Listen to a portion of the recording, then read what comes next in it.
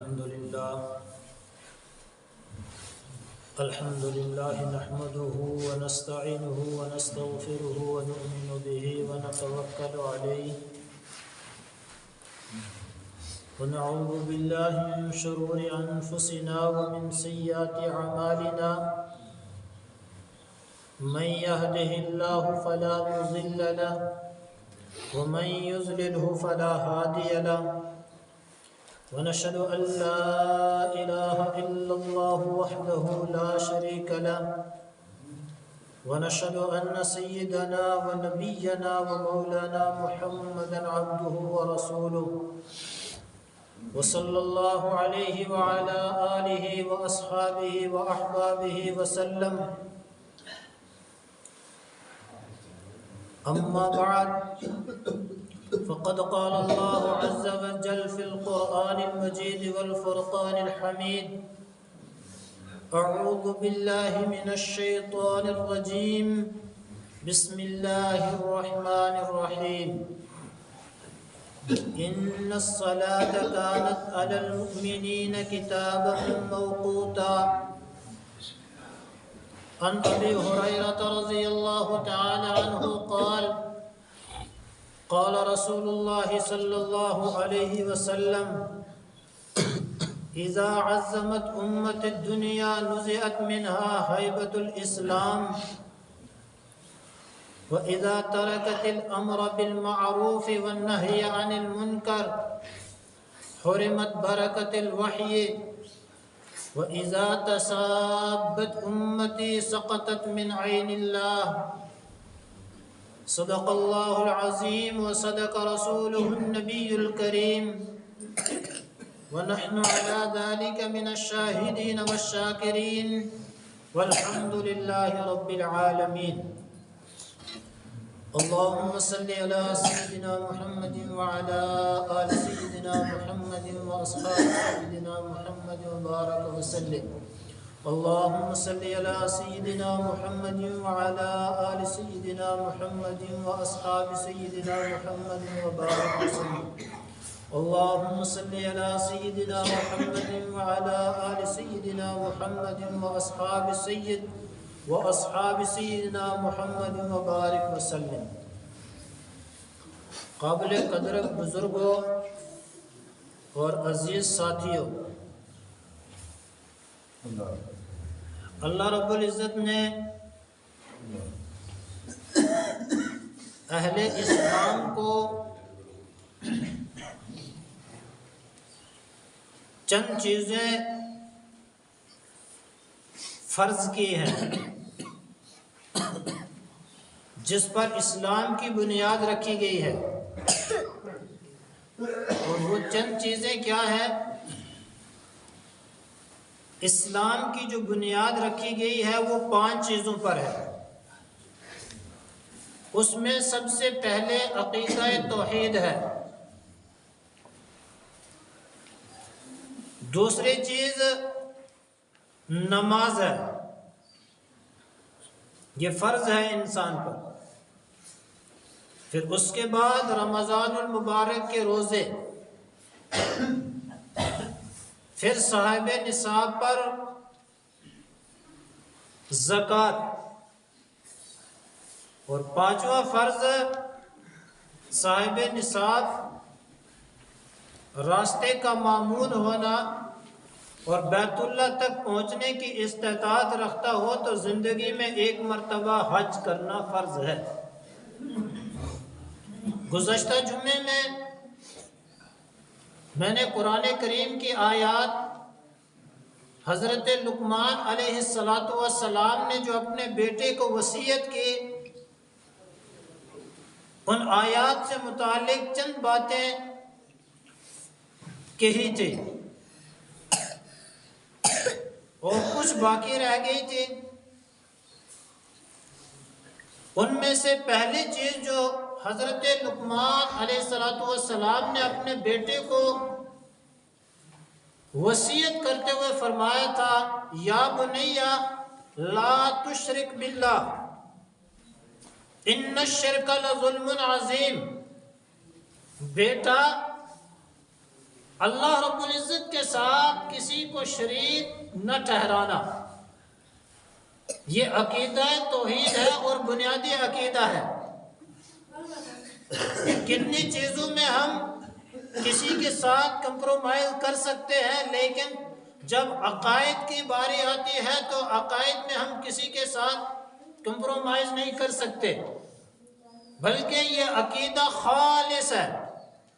بلکہ شریعت کا یوں سمجھے کہ شریعت نام ہے عقائد کا، شریعت نام ہے مسائل کا، اور شریعت نام ہے اخلاقیات کا۔ یہ تین چیزیں جب انسان کو سمجھ آ جائیں گے تو وہ شریعت کے پر عمل بھی کر سکتا ہے اور شریعت پر کاربند بھی رہ سکتا ہے۔ تو قرآن کریم نے ان نصیحت کو نقل کیا، اور یہاں تک رسول پاک صلی اللہ علیہ وسلم نے حضرت معاذ رضی اللہ تعالی عنہ کو وصیت فرمائے تھے کہ معاذ، اللہ کے ساتھ کسی کو شریک نہ ٹھہرانا، یہ تمہاری جو جبین ہے اس کے صحیح مستحق جو ہے اور سچا جو معبود ہے وہ اللہ رب العزت کی ذات ہے، اس کے علاوہ یہ سر کہیں جھکنا نہیں چاہیے۔ اور آپ نے سنا ہوگا کہ جلال الدین اکبر بادشاہ جو گزرا، تاریخ میں لکھا ہے کہ وہ شروع میں بہت نیک آدمی تھا، بہت قدر کرتا تھا علماء کی، لیکن ہر زمانے میں بکے ہوئے مولوی بھی ہوتے ہیں، بکے والے داڑھی والے بھی ہوتے ہیں، بکے ہوئے پگڑی والے بھی ہوتے ہیں۔ تو ان لوگوں نے یہ سمجھایا کہ جو قرآن اور سنت میں جن علماء کی بات کی گئی ہے وہ یہ آج کے دور کے مولوی نہیں ہے وہ، تو لہٰذا وہ اعتدال سے ہٹا اور اس نے پھر علماء کے خلاف چلا، اور علماء کو کیا کرتا تھا، بس اوقات کشتیوں میں بٹھانا اور لے کے سمندر میں ڈبو کے مار دینا۔ کئی مولویوں کو ایسے اس نے قتل کرایا۔ لیکن جب وہ چلا گیا اور پھر جہانگیر تخت پر بیٹھا، تخت نشین ہوا، تو اکبر کے مقابلے میں جو شخص آیا تھا اس نے جتنے درباری مولوی موجود تھے، اور آج بھی ہوتے ہیں درباری مولوی، یہ تو کوئی دو رائے نہیں ہے، آج بھی بسا اوقات آپ ڈبیٹ میں دیکھیں نا، جب وہ سامنے آتے ہیں ان کو سوال کیا جاتا ہے، ایک کو بھی نہیں پتا ہے کہ کیا کہنا ہے ہمیں۔ تو شیخ احمد سرہندے رحمت اللہ علیہ دربار میں آئے اور کہا کہ نہیں، یہ نہیں ہوگا، کہ جو تم نے یہ کام شروع کیا ہے یہ کام نہیں چلے گا، یہاں تک کہ اس نے اپنا ایک نیا دین الہی کے نام سے بنا دیا۔ تو جب جہانگیر آیا تو انہیں درباری مولویوں نے کہا کہ یہ جو آدمی ہے نا یہ تمہارے باپ کے بالکل مخالف تھا اور تمہارے باپ کا دشمن تھا یہ۔ تو شیخ احمد سرہندی رحمت اللہ علیہ کو جہانگیر نے بلایا، کہا کیا کہتے ہو تم، اور انہیں اپنا سارا عقیدہ توحید جو تھا، جو عقائد تھے، نظریات تھے، وہ کھول کر بیان کر دیے۔ تو جو درباری ملا تھے، مولوی تھے، انہوں نے کہا کہ دیکھو بادشاہ سلامت، جہانگیر سے کہا کہ اس نے تمہاری توہین کی ہے۔ اب وہ تو جلال میں آ گیا، غصے میں آ گیا، کہا اس کو قتل کر دو ایک دم۔ ایک وہاں موجود تھے جو حضرت کے کیا کہتے خلیفہ تھے، انہوں نے کہا کہ بادشاہ سلامت آپ اپنے جذبات پر کنٹرول رکھیں، اگر آپ نے ان کو قتل کروا دیا نا پورا ملک آپ سے نکل جائے گا، پورے ہندوستان نہیں پوری دنیا میں ان کے فتوے کے منتظر ہیں لوگ، اگر انہوں نے فتویٰ دے دیا تو تمہارے حکومت یہ سنگٹوں میں اجڑ جائے گا۔ رک گیا ہو کہ کیا کرنا چاہیے۔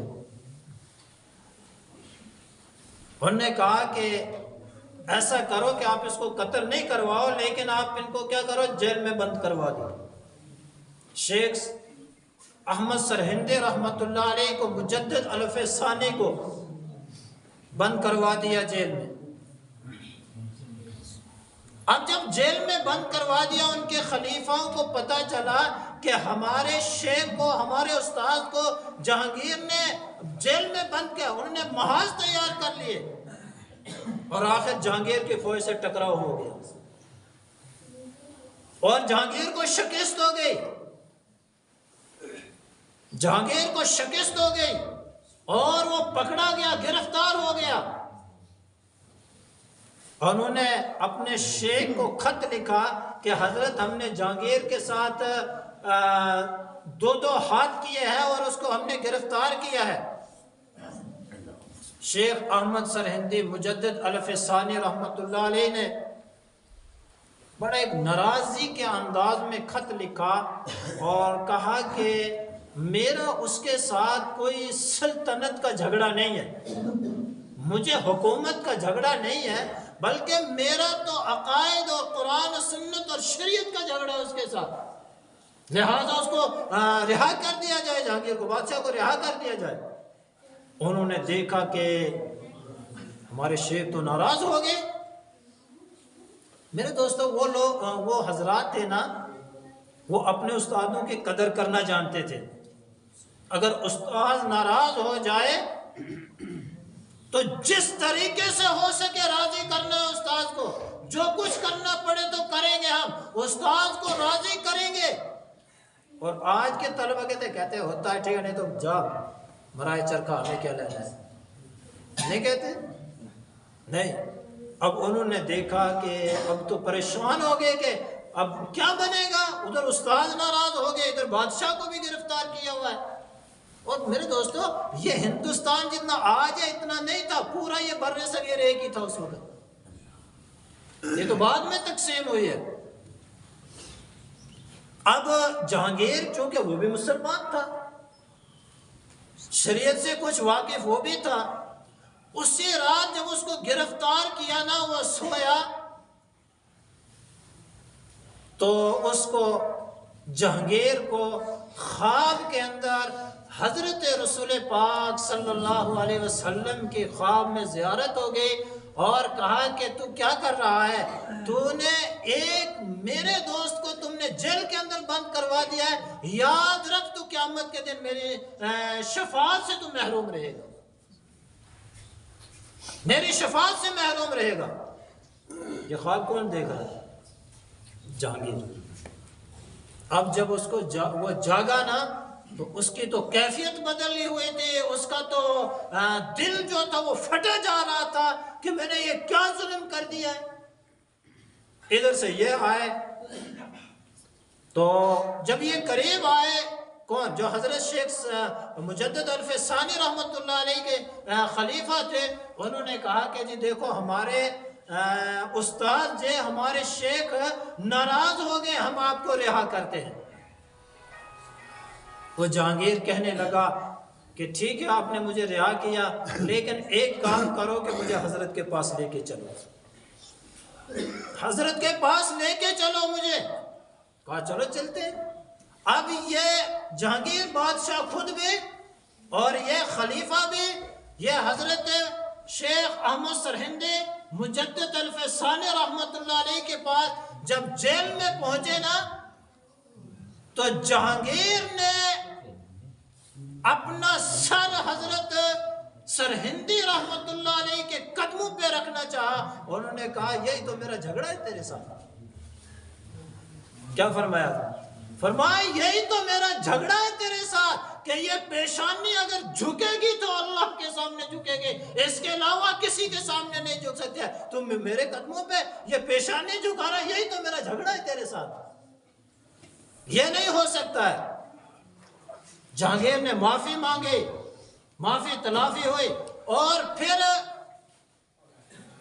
جہانگیر نے کہا کہ حضرت اگر آپ چاہیں ان اپنے خلیفوں میں سے جس کو بادشاہ بنانا چاہے بنا دے، مجھے کوئی اعتراض نہیں ہے۔ انہوں نے کہا نہیں، ہمارا تیرے ساتھ حکومت کا جھگڑا نہیں ہے، جو غلط چیزیں تم نے تیار کر رکھی ہیں، جس غلط راہ پہ تو چل رہا ہے، ہمیں تو اس سے روکنا ہے۔ تو جو شرک تو کر رہا ہے، ہمیں تو اس شرک سے روکنا ہے تجھے۔ بہرحال حضرت سرہندی رحمت اللہ علیہ نے تقریباً 20 سے 30 کے قریب ایسی چیزیں جو غلط انہوں نے رائج کر رکھے تھے، کہا ان کو روکو، ان چیزوں کو روکو۔ بہرحال انہوں نے روکا پھر ان چیزوں کو۔ تو یہاں سب سے بڑا مسئلہ میں نے کیا کہا؟ عقیدہ توحید، جو حضرت لقمان علیہ السلام نے اپنے بیٹے کو کہا، یا بنی لا تشرک باللہ ان الشرک لظلم عظیم، بیٹا کبھی اللہ کے ساتھ کسی غیر کو مت ٹھہرانا، یہ بہت بڑا ظلم اور ناانصافی ہے۔ ایک چیز تو یہ، اب بیچ میں جو میں نے پچھلے جمعہ میں بتا دیا تھا والدین سے متعلق، وہ تو آگے تھی ایک نصیحت، پھر آگے دوسری نصیحت کی ہے اپنے بیٹے کو۔ کیا نصیحت کی؟ فرمایا یا بنی انہا ان تقو حبت من خردل فتکون فی صخرۃ او فی السماوات او فی الارض یأتی بها اللہ ان اللہ لطیف خبیر۔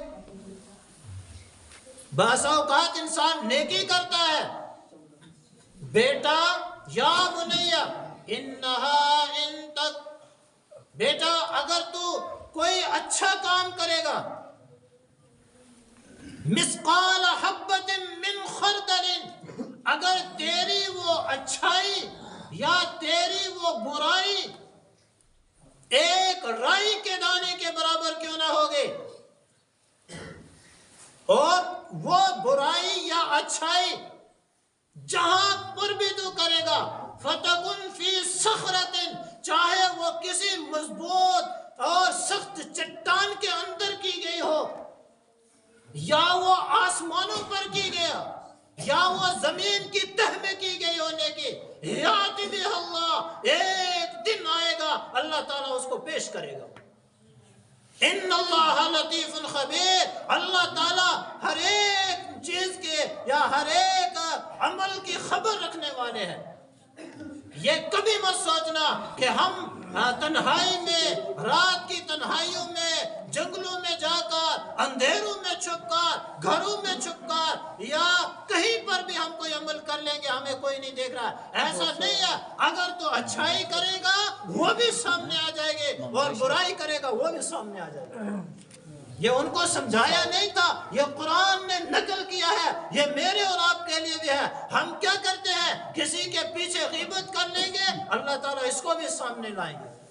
چھپ کر ہم کوئی ایسا کام کر لیتے، ایک دن آتا ہے وہ بھی سامنے آتا ہے۔ اگر دنیا میں نہیں آئے گا، آخرت میں اللہ پاک ضرور اس عمل کو سامنے لائیں گے۔ جہاں پر بھی کرو، یہ نیکی کرو تو صرف اللہ کے لیے، اچھائی کرو تو اللہ کے لیے۔ جو کام ہم اللہ کے لیے کریں گے اس میں کبھی بدلے کی امید نہیں ہوگی، کسی سے بدلے کی توقع نہیں ہوگی، انسان کبھی پریشان نہیں ہوگا۔ جب بدلے کی توقع نہیں ہوگی پھر انسان پریشان ہوگا نہیں ہوگا، کیونکہ اب تو امید نہیں نہ ہے۔ اور جب امید کے ساتھ کرتا ہے، اور جب امیدیں ٹوٹتی ہیں، جب ارمان ٹوٹتے ہیں اس کے، پھر نفرتیں پیدا ہو جاتی ہے، پھر حسد پیدا ہو جاتا ہے، پھر دشمنیاں پیدا ہو جاتی ہے۔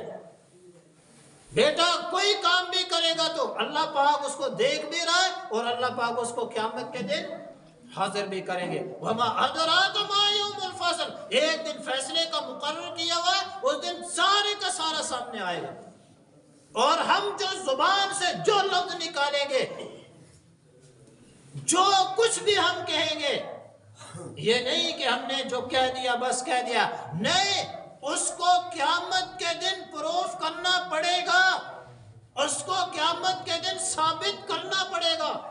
ہم بہت سارے لوگوں کے مثال کے طور مذاق کر کے دیتا ہے، وہ فلاں تو حرامی آدمی، یہ کہنا تو بہت آسان ہے، لیکن قیامت کے دن اس کو پروف کرنا پڑے گا۔ اگر نہیں کر سکے گا اللہ کی قسم اس کا ٹھکانہ جہنم بن جائے گا۔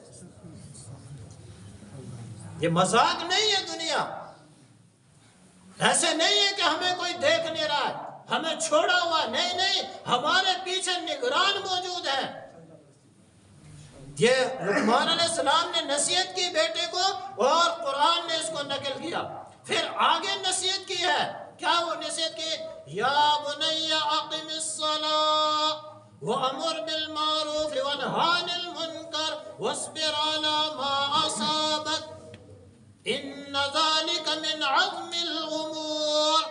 بیٹا نماز کی پابندی کرنا۔ آج میرے دوستو ہمارا 95% طبقہ نماز چھوڑ چکا ہے، آج نماز کی پرواہ نہیں ہے۔ یا بنی اقم الصلاۃ، نماز کا اہتمام کرنا، اور قرآن نے دوسری جگہ ان الصلاۃ کانت علی المؤمنین کتابا موقوتا، نماز تو ہم نے ایمان والوں پر فرض کی ہے، اپنے مقرر اوقات میں نمازیں فرض ہے۔ کیا آج مسلمان نماز کی پابندی کر رہے ہیں؟ آج مرد بھی نماز چھوڑے ہوئے ہیں، آج عورتیں بھی نمازیں چھوڑی ہوئی ہیں۔ ایک ہوتا ہے نمازیں پڑھنا، ایک ہوتا ہے نمازوں کا اہتمام کرنا، اہتمام کے ساتھ نمازیں پڑھنا، نمازوں کو قائم کرنا۔ ہمیں فکر نہیں ہے آج، نہ تو ہماری کوئی تربیت کر رہا ہے صحیح ڈھنگ سے، اور یہ تربیت جو ہوتی ہے نا اصل میں یہ زیادہ تر ذمہ داری ماؤں کی ہوتی ہے۔ میرے دوستو جب ہم اکابر کو دیکھتے ہیں نا، بڑے ان کی جو زندگیوں کو دیکھتے ہیں، ان کے اس اعلیٰ مقام تک پہنچنے کے لیے زیادہ تر جو ہاتھ پیچھے ملتا ہے وہ ماں کا ہاتھ ملتا ہے۔ انہیں تربیت ویسے کی ہوتی ہے، خالی پیدا کرنا کوئی کمال نہیں ہے، بچوں کی تربیت کرنا اصل چیز ہے۔ یہ نصیحت کی جا رہی ہے، کیا کیا؟ نماز کا اہتمام کرنا، نمبر 1۔ نمبر 2 وَأْمُرْ بِالْمَعْرُوفِ وَانْهَ عَنِ الْمُنْكَرِ، دوسروں کی اصلاح کی فکر کرنا۔ نمبر 1 اپنی ذات کی اصلاح کی فکر کرنا، اپنے آپ سے شریعت پر پابند رہنا ہے۔ نمبر 2 دوسروں کے اصلاح کی فکر کرنا، اچھائیوں کا حکم کرتے رہنا، برائیوں سے روکتے رہنا۔ اچھائیوں کا حکم، برائیوں سے روکنا۔ وَأَمُرْ بِالْمَعْرُوفِ وَانْهَ عَنِ الْمُنْكَرِ وَاصْبِرْ عَلَى مَا أَصَابَكَ، اور اگر ان معاملات کے ساتھ، بس اوقات سب لوگ تو قبول نہیں نہ کرتے ہیں، اس پر پریشانی بھی آئے گی، اس پر اگر تجھے کوئی رنج پہنچے، اس پر اگر تجھے کوئی تکلیف اٹھانی پڑے تو اس کو خندہ پیشانی کے ساتھ برداشت بھی کرنا ہے۔ وَاصْبِرْ عَلَى مَا أَصَابَكَ، اس پر صبر بھی کرنا ہے۔ إِنَّ ذَلِكَ مِنْ عَزْمِ الْأُمُورِ، یہ ہمت کے کاموں میں سے ہے۔ اور آگے پھر فرمایا، کیا فرمایا؟ وَلَا تُصَعِّرْ خَدَّكَ لِلنَّاسِ وَلَا تَمْشِ فِي الْأَرْضِ مَرَحًا، اور اپنے چہرے کو لوگوں سے پھیرنا مت۔ سائر اصل میں کہتے ہیں، عرب میں اونٹ ہوتے ہیں، اونٹوں کے گردن میں ایک بیماری نکلتی ہے، اس سے اونٹ کی گردن ایک طرف رہ جاتی ہے، اور جب آدمی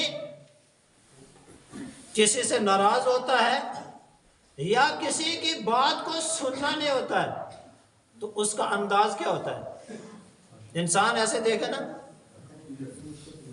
ہے نا، تو منہ کیسے گھمایا اس نے؟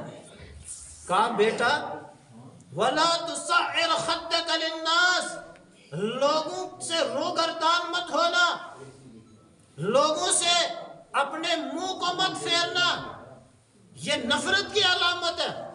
وَلَا تَمْشِ فِي الْأَرْضِ مَرَحًا، اور زمین پر اترا کر مت چلنا، اکڑ کر مت چلنا، عاجزی اختیار کرنا۔ آج یہ چیزیں بہت ساری موجود ہیں، نفرتیں بھی موجود ہیں، اور اترانا اکڑنا، ہاں وہ کیا کر رہا، ہم نہیں کر رہے ہیں، وہ کون سا بڑا ہے، ہم نہیں ہے بڑے۔ نہیں، یہ ساری چیزیں کیا کرنا؟ اپنے اخلاق کو اچھا بنانا۔ میرے دوستو ایک بات یاد رکھنا، دنیا میں جو آدمی آیا اس نے جو کچھ بھی بنایا چلا گیا، اس کے ساتھ چیزیں چلے گئی، لیکن وہ اعلیٰ اخلاق والا بندہ ہے، مرنے کے بعد بھی وہ زندہ رہتا ہے، اس سے یادیں لوگوں کے دلوں میں پیوست رہتی ہیں۔ اور جو ویسا ہوتا ہے نا، کون؟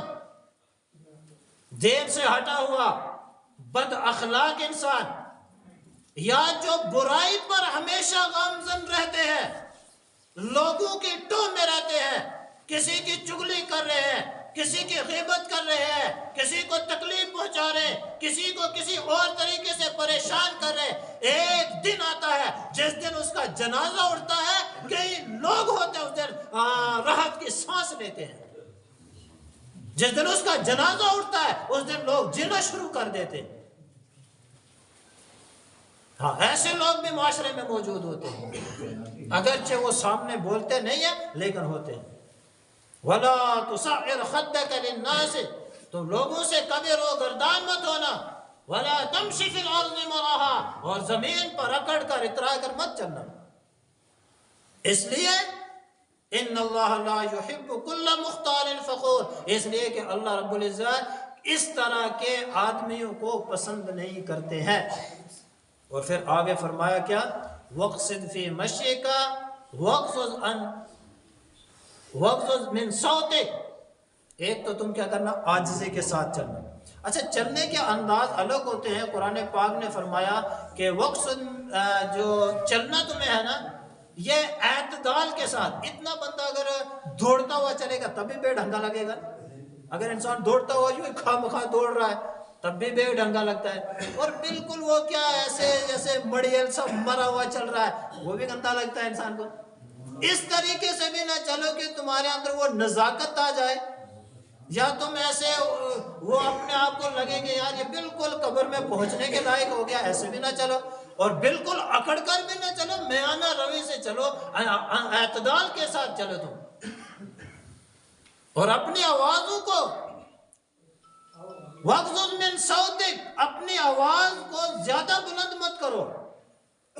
إِنَّ أَنْكَرَ الْأَصْوَاتِ لَصَوْتُ الْحَمِيرِ، اس لیے کہ زیادہ بلند آواز کرنا کہا یہ تو گدھوں کا کام ہے۔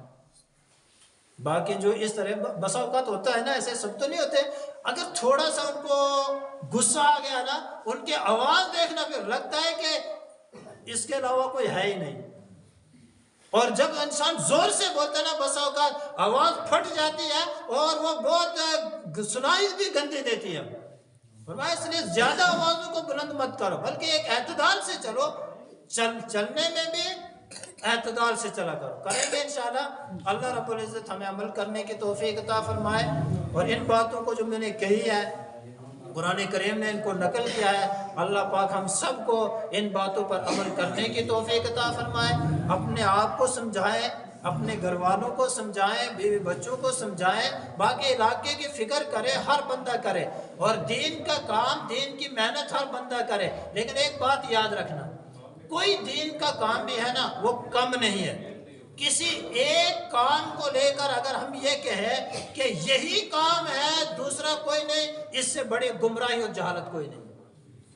آ رہی سمجھ آپ کو؟ کسی ایک کام کو لے کر ہم یہ کہیں کہ بس یہی کام ہے، اس کے علاوہ کوئی کام نہیں، یہ گمراہی ہے۔ بس دین کے جتنے بھی شعبے ہیں، ہر ایک شعبے کی ضرورت۔ مثال کے طور پر ایک آدمی نے آنکھ کے متعلق سٹڈی کی ہوگی نا، اب وہ آنکھ کے فضائل اتنے بیان کرے، بس آنکھ ضروری ہے، کان ہو تو نہ ہو، آنکھ ضروری ہے، زبان ہو تو نہ ہو، آنکھ ضروری ہے، ہاتھ ہو تو ٹھیک ہے، نہ ہو تو کوئی ضروری نہیں، چلے گا۔ اب بتاؤ اس کو کیا کہیں گے؟ اس کو کس کی ضرورت ہے؟ اس کو فضائل دماغ کی ضرورت ہے۔ بھئی آنکھ بھی ضروری ہے، ناک بھی ضروری ہے، زبان، کان، ساری چیزیں ضروری ہے، لیکن اس نے آنکھ پر سٹڈی کی، وہ کہتا ہے آنکھ ضروری ہے، باقی ہو تو ہو ٹھیک ہے، ورنہ۔ اس طریقے سے اگر کسی شعبے کو ہم بیان کریں گے، اس بیان کرنے کی وجہ سے اگر دین کے دوسرے شعبے کی حقارت کسی کے دل میں آ جائے گی، یہ سب سے بڑی گمراہی ہے۔ وہ دین کا کام نہیں ہے، وہ جاہل انسان ہے۔ اس لیے میرے دوستوں ہم دین کا کام جو کریں ہم ایک دوسرے کو معاون سمجھ کر کریں، اگر مخالف سمجھ کر کریں گے وہ دین نہیں ہوگا، وہ شرارت و ضد ہوگے۔ اللہ پاک ہمیں عمل کرنے کی توفیق عطا فرمائے۔ وآخر دعوانا ان الحمد للہ رب العالمین۔